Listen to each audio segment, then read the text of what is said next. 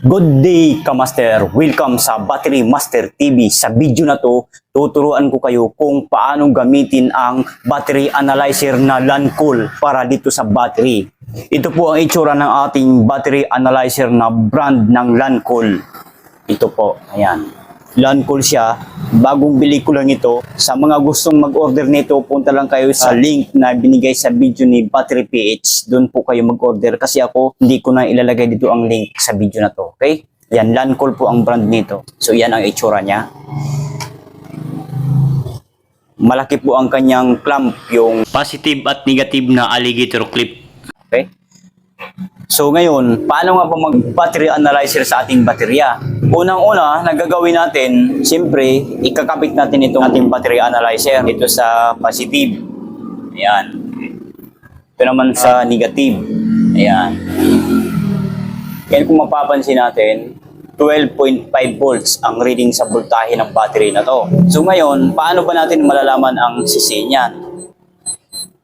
Kung mapapansin natin, nakalagay dito ay D31L. So, ang size sa battery na ito, 3SM. Pagka 3SM ang baterya, kung wala po kayong makikita na ganito, D31L, ang ilalagay nyo po dito sa ating battery analyzer ay 400 amperes. Tandaan nyo po yan ha. Kung 2SM naman po, na walang nakalagay dito, 300 amperes po ang ilagay natin, i-set up natin dito sa ating battery analyzer. Okay? So, sa ngayon, pag may makikita kayo na ganito, D31L, so yan po ang isi-set up nyo para lalabas ang cold cranking amps or cold cranking amperes sa battery na to na 3SM.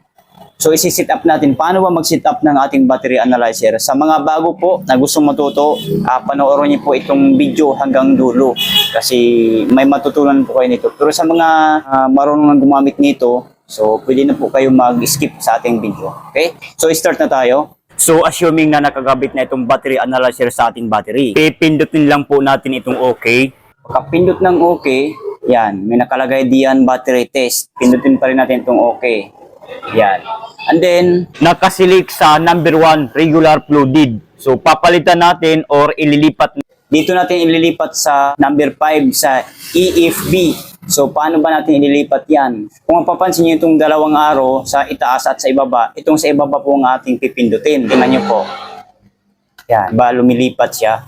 So, yan. EFB. Then, pagka nasit nyo na sa EFB, pindutin nyo na itong OK.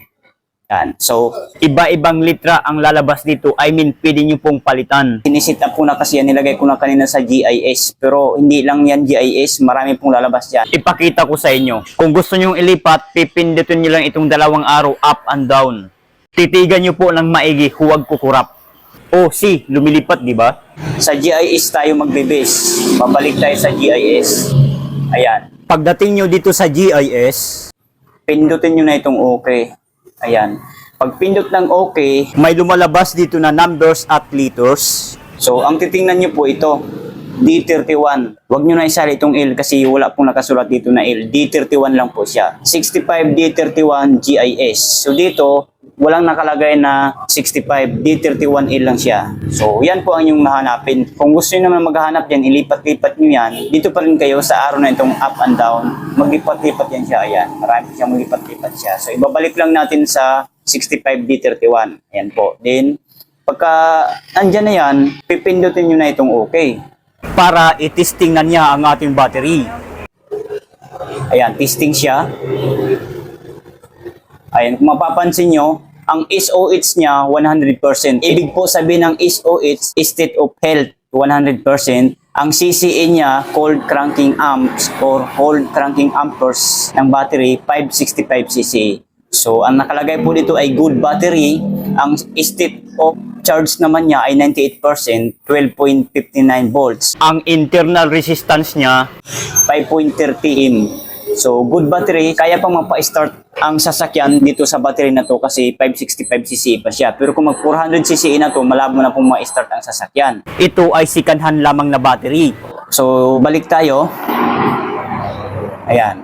For example, yung sinasabi ko kanina, kung walang nakasulat sa ibabaw sa sticker ng battery, kahit anong baterya, NS40, NS60, 1SM, 2SM, 3SM, 6SM, 2D, 4D, 8D, Kung walang nakalagay ng ganito, kasi usually nangyayari po yan sa ibang mga baterya sa other brand. Pero hindi po lahat ng other brand na walang ganito po ha. Actually, kompleto sila. Tulad na lamang ng Amaron, Megaforce. Kompleto po sila. May ganito sila. Din may CCE na nakalagay dito sa sticker sa ibabaw ng baterya o di kaya kung saan mang parte sa battery. Pwede nyo rin po sundan yung CCE na yun. Automatic lalabas kung ilang CCE ang battery na tinitesting nyo. So yan po. For example, assuming na walang kung nakalagay dito na D31, other brand, automatic may nakalagay dito, tsaka may CCE pa na nakalagay. Kopyahin nyo na lang po yun. Ilalagay nyo lang dito. Paano po ba mag-sit up? For example, ipindutin nyo lang itong okay. Lang yan. Tapos, iiwasan nyo na itong 2, 3, 4, 5, 6. Huwag nyo na ibaba itong up and down na arrow. Okay lang kayo. Yan. Then, pindutin nyo lang yung regular flooded. Pindutin nyo lang ng gayon. Gayaan. Huwag nyo nang pansinin to. Ililipat nyo lang siya sa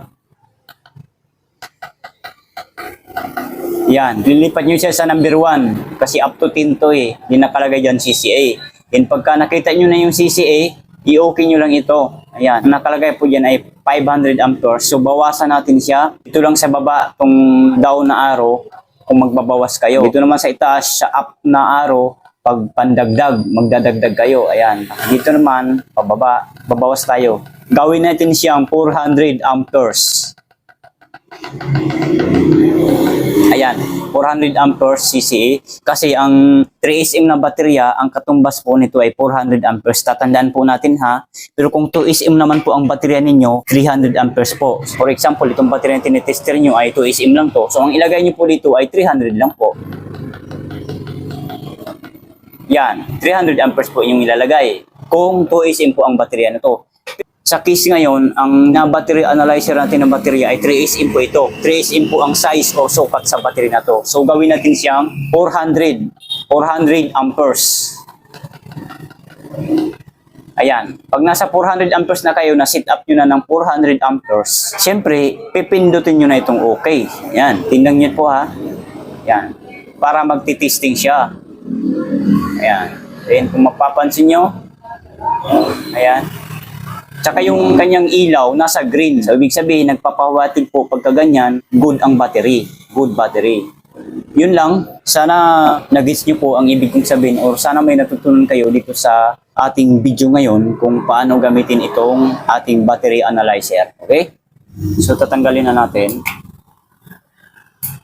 So yun lang, sana nakatulong sa inyo ang video na ito. Kung nakatulong ang ating video, please give me a thumbs up. Share nyo na rin sa inyong mga friends, kakilala, kaduta, or kung ano man dyan. Kung sa tingin nyo na matutulungan ng ating video, and huwag po kalimutan mag-subscribe sa ating YouTube channel, Battery Master TV. Bye!